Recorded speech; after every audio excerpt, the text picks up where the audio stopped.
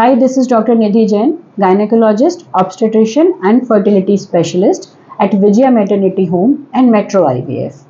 अभी हम आपके सामने एक रोल प्ले लेकर आएंगे जिसमें ये बताएंगे कि IVF ट्रीटमेंट और IVF काउंसलिंग कैसे किया जाता है. She is not an actual patient, she is our staff जो कि एक पेशेंट की तरह पोज करेंगे और मुझसे वेरियस क्वेश्चंस करेंगे रिलेटेड टू IVF और मैं उनके सारे क्वेश्चंस का आंसर दूंगी. यस, मैंने आपके सारे रिपोर्ट्स रिव्यू किए हैं. इसमें आपके दोनों ट्यूब्स ब्लॉक हैं, तो अगर आपको बच्चा चाहिए तो आपके पास IVF या टेस्ट ट्यूब बेबी के सिवाय दूसरा कोई ऑप्शन नहीं है और आपको बच्चे के लिए टेस्ट ट्यूब बेबी में ही जाना पड़ेगा. हाँ, मेरे डॉक्टर ने भी यही सजेस्ट किया है कि आपको IVF ही करवाना पड़ेगा, तो मैं इसीलिए आई हूँ आपके पास. तो आप IVF के रिलेटेड डिटेल्स समझा देंगे कि क्या होता है. हाँ, मैं आपको बताती हूँ. देखिए, होता क्या है कि ये एक मॉडल है. ये यूट्रस होता है. यूट्रस के दोनों तरफ ये ट्यूब्स होते हैं और ये इनके एंड पे ओवरीज होती हैं. ठीक है. अब ये रिलेशन करने की जगह होती है वजाइना. रूटीन में किसी भी स्त्री में क्या होता है कि अंडपिंड में से अंडा बनता है और जब अंडा मैच्योर हो जाता है तो इधर से रिलीज होके ये ट्यूब में आ जाता है. ठीक है. उसी समय जब आप रिलेशन करते हैं तो हस्बैंड के सीमेन में से स्पर्म सारे यहाँ रिलीज हो जाते हैं. वो स्पर्म्स ऊपर यहाँ से जाके अंडे तक पहुँचते हैं. अंडे का और स्पर्म का जो मिलना है वो ट्यूब में ही होता है. बच्चा ट्यूब में ही बनता है और फिर वो बच्चा वापस आके यूट्रस में सेट हो जाता है. अब आपके जब दोनों ट्यूब्स ब्लॉक हैं तो इधर से अंडा आएगा, इधर से स्पर्म, दोनों का मिलना ही नहीं हो सकता. तो ऐसे केस में आपके पास टेस्ट ट्यूब बेबी आपको कराना पड़ता है. इसमें हम क्या करते हैं, पीरियड के सेकेंड डे से आपको हम कुछ दवाइयों और कुछ इंजेक्शंस पे रखते हैं जिससे कि आपके अंडपिंड में ज्यादा अंडे बन सकें. हमारा एम ये होता है कि दोनों तरफ 7-8 अंडे बन जाएं. 8-10 दिन के इंजेक्शन जाते हैं और फिर ये अंडे मैच्योर हो जाते हैं. फिर एक प्रोसीजर होता है जिसको हम बोलते हैं एग पिकअप या ओवम पिकअप. आपको थोड़ा सा एनेस्थीसिया देके, बेहोश करके, यहाँ नीचे वजाइना के रास्ते से ही अल्ट्रासाउंड में देखते हुए वो अंडे हम आपके शरीर में से बाहर निकाल लेते हैं. इसके लिए ये हार्डली 8 से 10 मिनट का प्रोसीजर होता है. पेट के ऊपर किसी तरह के कोई टांके नहीं आते हैं और वजाइना के रास्ते से ही किया जा सकता है. इसके लिए आपको खाली 3 से 4 घंटे हॉस्पिटल में रहना पड़ता है. अगले दिन से आप अपना काम वगैरह सब कर सकते हैं.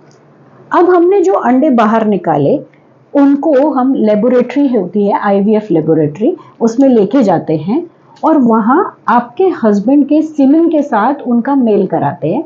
हर एक अंडे में ऐसे हम एक एक स्पर्म इंजेक्ट करते हैं जिसको हम बोलते हैं इंट्रासाइटोप्लाज्मिक स्पर्म इंजेक्शन. दोनों का ऐसे मेल करने से बच्चा बनता है जिसको हम बोलते हैं एम्ब्रियो. रूटीन में एम्ब्रियो या ट्यूब में बनता है, यूट्रस में सेट हो जाता है. हम एम्ब्रियो बॉडी के बाहर बना रहे हैं, इसीलिए इस पद्धति को टेस्ट ट्यूब बेबी कहते हैं. फिर वो एम्ब्रियो माँ के गर्भ जैसी IVF लेबोरेटरी में एक मशीन होती है जिसको इंक्यूबेटर बोलते हैं. उसके अंदर हम एम्ब्रियो को डेवलप करते हैं 3, 4 या 5 दिन तक, प्रेफरेबली 5 दिन तक. 5 दिन का जो एम्ब्रियो डेवलप होता है उसको ब्लास्टोसिस्ट कहते हैं और उसके आपके यूट्रस में चिपकने की संभावना बहुत ज़्यादा होती है. फिर सारी चीज़ें अगर फेवरेबल होती हैं तो जो ब्लास्टोसिस्ट बना है वो हम यहाँ वजाइना के रास्ते से एक पतले ट्यूब के थ्रू यूट्रस में प्लेस कर देते हैं और इस प्रोसीजर को एम्ब्रियो ट्रांसफ़र कहते हैं. एम्ब्रियो ट्रांसफ़र के 14 दिन के बाद एक ब्लड रिपोर्ट आता है जिससे हमें ये पता चलता है कि आपका जो एम्ब्रियो डाला वो स्टिक हुआ है, यूट्रस में चिपका है या नहीं, इम्प्लांट हुआ है या नहीं, और उसी से डिसाइड होता है कि प्रेगनेंसी पॉजिटिव हुई है कि नेगेटिव, IVF का रिजल्ट पॉजिटिव आया है कि नेगेटिव आया है. इसमें गारंटी कितनी रहती है? देखिए, गारंटी जैसा तो कुछ नहीं होता है, लेकिन फिर भी जैसे आपका एज कम है, आपके एग्स का रिपोर्ट मैंने देखा वो बहुत अच्छा है, आपके हस्बैंड का भी काउंट अच्छा है, तो ऐसे में आपके केस में पहली ही साइकिल में 60 to 70% आपको सक्सेस मिले इसका चांस है. क्योंकि है क्या, बाकी सारी चीज़ें तो हमने कंट्रोल में ले रखी. हमने अंडा निकाला, उसको फर्टिलाइज करवाया, एम्ब्रियो बनाया, एम्ब्रियो को प्लेस किया. पर अब एम्ब्रियो इसमें चिपकता है या नहीं, आपका यूट्रस उसको एक्सेप्ट करता है या नहीं, वो हमारे हाथ में नहीं होता है। तो अगर आईवीएफ फेल होता है तो वो उसी कारण से होता है, बाकी तो सारी चीज़ें हम ऑलरेडी देख के ही ट्रांसफ़र करेंगे। पर फिर भी आपके जैसे पेशेंट्स में पहली ही साइकिल में अप टू 70% सक्सेस रेट मिल जाता है। अगर सपोज फर्स्ट साइकिल में पॉजिटिव नहीं है तो उसके आगे क्या करना है? हाँ देखिए, अब इसमें ऐसा है कि जैसे जब हमने अंडे खींचे तो हमारी ऐसी एक्सपेक्टेशन है आपके केस में कि हमें शायद 12-15 अंडे हम आपके निकालेंगे, तो इसमें से एम्ब्रियो भी कम से कम 8-10 एम्ब्रियो बन जाने चाहिए।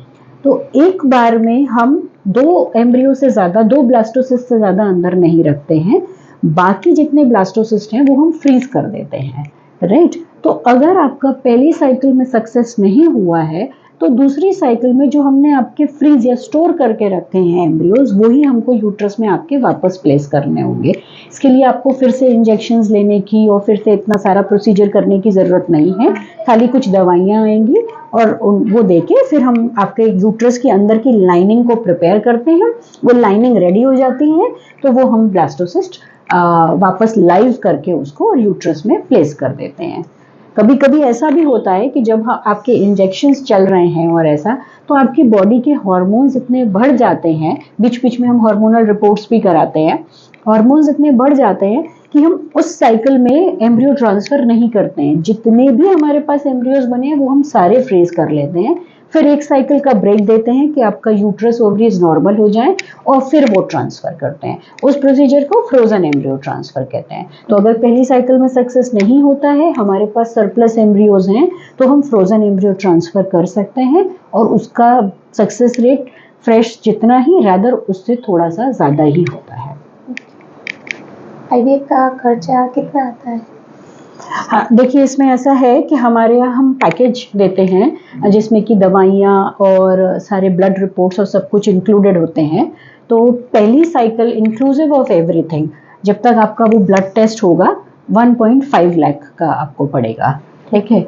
और इन केस अगर पहली साइकिल में सक्सेस नहीं होता है और आपको फ्रोजन साइकिल के लिए जाना पड़ता है तो उसका जो खर्चा है फिर हाफ होता है, मतलब कि 70-75,000। और ये जो मैंने 1.5 लाख आपको बताया, ये फर्स्ट ट्रांसफर तक का खर्चा है। सपोज जैसे मैंने बताया ना, हार्मोन्स बढ़ गए और उस साइकिल में ट्रांसफर नहीं कर पाए हैं तो स्टोर कर देंगे, फिर एक साइकिल का ब्रेक करेंगे, फिर ट्रांसफर करेंगे। तो जब तक पहला ट्रांसफर होगा तब तक का खर्चा 1.5 लाख है। ठीक है, तो उसमें मुझे कब से आना पड़ेगा आईवीएफ? हाँ देखिए, आईवीएफ का जो ट्रीटमेंट है ना वो पीरियड के सेकेंड डे से स्टार्ट होता है। तो जब आपका पीरियड स्टार्ट हो उसको आपको फर्स्ट डे गिनना है और सेकेंड डे आना होगा। सेकेंड डे हम सोनोग्राफी करते हैं, कुछ ब्लड रिपोर्ट्स करते हैं और उसके बाद आप रेडी होते हैं तो आपको आईवीएफ का ट्रीटमेंट स्टार्ट कर देते हैं। तो इसमें कितनी विजिट करनी पड़ती है? हाँ, जैसे कि सेकेंड डे आना पड़ेगा, फिर हम आपका डोज डिसाइड करेंगे आपके रिपोर्ट्स के बेसिस पे, आपकी सोनोग्राफी के बेसिस पे। पहले 5 दिन के इंजेक्शंस जाएंगे, छठे दिन आपको फिर 5 दिन के इंजेक्शन लेने के बाद छठे दिन फिर से आना पड़ेगा। छठे दिन फिर कुछ ब्लड रिपोर्ट होंगे और सोनोग्राफी होगा। उसके बाद यूजुअली 3 से 4 दिन के इंजेक्शंस और जाते हैं। फिर लास्ट इंजेक्शन आता है जिसको हम ट्रिगर इंजेक्शन कहते हैं। ट्रिगर इंजेक्शन लेने के 36 आवर्स के बाद आपका ओवम पिकअप आता है। ओवम पिकअप के दिन आपको हॉस्पिटल में आपके हस्बैंड को भी आना होगा। उस दिन उनका सीमेन कलेक्शन लेते हैं। उस दिन आपको भूखे पेट, क्योंकि जैसा मैंने बताया कि वो एग पिकअप का प्रोसीजर करते हैं, उस दिन आपको भूखे पेट एडमिट होना होगा और उस दिन 4 से 5 घंटे हॉस्पिटल में रहना होगा। उसके बाद फिर अगर हमें उसी साइकिल में ट्रांसफ़र करना है तो पिकअप के डे को हम डे 0 काउंट करते हैं और उसके हिसाब से 5 दिन के बाद फिर आपको एम्ब्रियो ट्रांसफ़र के लिए आना पड़ता है। ये जो पेमेंट आपने 1.5 लाख बोला है वो मुझे पूरा एक साथ ही देना पड़ेगा? हाँ नहीं, इसमें ऐसा है कि जब आप सेकेंड डे आते हैं और हम चेक करते हैं, उस दिन आपको जब स्टार्ट करते हैं 50,000 पेमेंट आपको उस दिन देना पड़ता है और फिर आपको पिकअप के दिन 50,000 देना होता है और फिर ट्रांसफ़र के टाइम पे जो रिमेनिंग इंस्टॉलमेंट 50,000 की रहती है उसमें से आपकी दवाइयाँ, इंजेक्शन वगैरह सब माइनस हो जाते हैं और रिपोर्ट्स वगैरह, और जो रिमेनिंग 50,000 आपको उस दिन पेमेंट कर देना पड़ता है। मतलब फिर भी आपको 17, 18, 19 दिन में पूरा पेमेंट कर देना होगा। और जब एम्ब्रियो ट्रांसफ़र होगा तो मुझे कितने टाइम तक एडमिट रहना पड़ेगा उसमें, मतलब? हाँ, नहीं, एम्ब्रियो ट्रांसफर किसी एनेस्थीसिया में नहीं होगा, वो आपको बेहोश करके, पिकअप का प्रोसीजर है वो थोड़ा सा बेहोश करके होता है, पर embryo transfer is not done in anaesthesia. वो ऐसे ही अल्ट्रासाउंड गाइडेड, ऊपर से अल्ट्रासाउंड करते हैं और नीचे से एम्ब्रियोज यूट्रस में प्लेस कर देते हैं। उसके बाद आपको हार्डली आधे घंटे का यहाँ पर हम रेस्ट कराते हैं और उसके बाद आप आराम से चल के घर जा सकते हैं। और मेरे हस्बैंड को कितनी बार आना पड़ेगा इसमें, मतलब? हाँ, आपके हस्बैंड को देखो, पहले तो जब आप सेकेंड डे आओगे और आप स्टार्ट करोगे ट्रीटमेंट अगर, तो वो कंसेंट देने के लिए आना पड़ता है कि हाँ, हम हस्बैंड वाइफ दोनों आईवीएफ ट्रीटमेंट के लिए रेडी हैं। और बीच में एक दिन उनको उनका सीमन हम एक बैकअप में फ्रीज करके रखते हैं, तो एक दिन सीमन फ्रीजिंग के लिए आना होगा।